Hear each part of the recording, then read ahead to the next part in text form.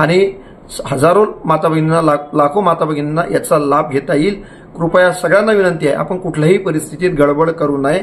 गावागावामध्ये कॅम्प घेऊन, गावागावामध्ये हा प्रोग्राम राबवून आपण एकही माता भगिनी या योजनेपासून वंचित राहणार नाही याची निश्चितपणाने खबरदारी आम्ही घेणार आहोत। या बातमीचे प्रस्तुत करतायत 31 वर्षापासून आपल्या सेवेत असलेले अग्रसेन ट्रेडर्स। आमच्याकडे सोन्यासारखा शरबती घेऊ उपलब्ध, तसेच नरम पोळीसाठी विशेष शरबती घेऊ उपलब्ध। आमचा पत्ता गजानन महाराज मंदिर जवळ, वरुड।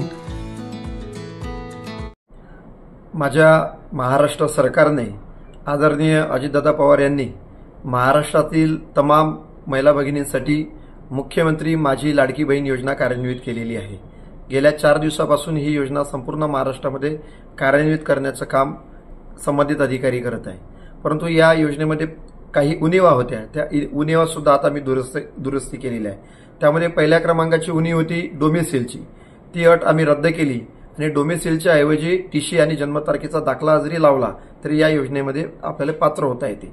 दुसरी अट होती उत्पन्न दाखल्याची, केशरी राशन कार्ड किंवा पिवळं राशन कार्ड धारक या लोकांना उत्पन्न दाखल्याची काही कुठलीही गरज राहणार नाही। आणि तिसरी अट जी होती ती वयाची, तर वयामध्ये वयवर्ष 21 ते वयवर्ष 65 पर्यंतच्या माता भगिनींना या योजनेचा लाभ घेता येईल। आणि वाहनाची अट जी होती ती सुद्धा आम्ही शिथिल केलेली आहे। महाराष्ट्रातल्या हजारो आणि वरुड मोर्शी तालुक्यातल्या लाखो महिला भगिनींना आपण या योजनेचा लाभ देणार आहोत। त्यामध्ये राज्य सरकारने कमिटी सुद्धा केलेली आहे।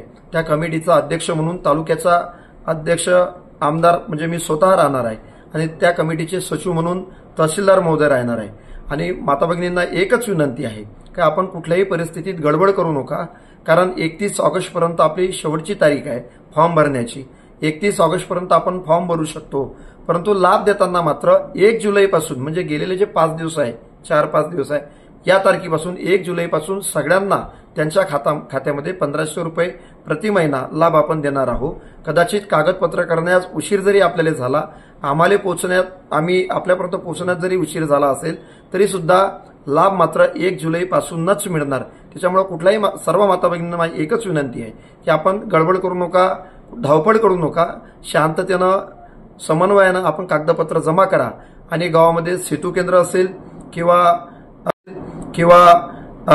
आमचा डाटा ऑपरेटर असेल, ग्रामपंचायतचा अंगणवाडी सेविका असेल, आशा सेविका असेल, मदतनीस असेल, ग्रामसेवक, तलाठी आणि सीआरपी या भगिनींशी, या संबंधित अधिकाऱ्यांशी आपण संपर्क ठेवावा, ज्यांच्या माध्यमातून आपल्याला सगळे कागदपत्र ओके करून त्या समितीपुढे, म्हणजे आम्ही ज्या समिती तालुका स्तरावर निर्माण केली त्या समितीपुढे हा प्रस्ताव येईल, आम्ही त्याला मान्यता देऊ आणि हजारो माता भगिनींना, लाखो माता भगिनींना याचा लाभ घेता येईल।